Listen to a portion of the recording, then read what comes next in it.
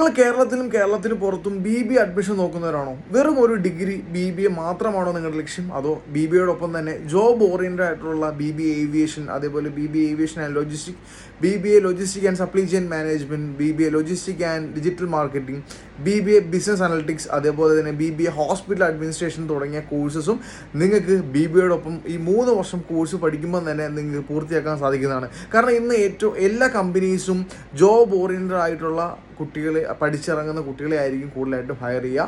അതുകൊണ്ട് തന്നെ നിങ്ങൾ 3 വർഷം ഡിഗ്രിയോടൊപ്പം തന്നെ ഇങ്ങനെയുള്ള കോഴ്സസ് കംപ്ലീറ്റ് ചെയ്ത് പോകുന്നതാണ് ഇന്നത്തെ ഭാവിക്ക് ഏറ്റവും നല്ലത്.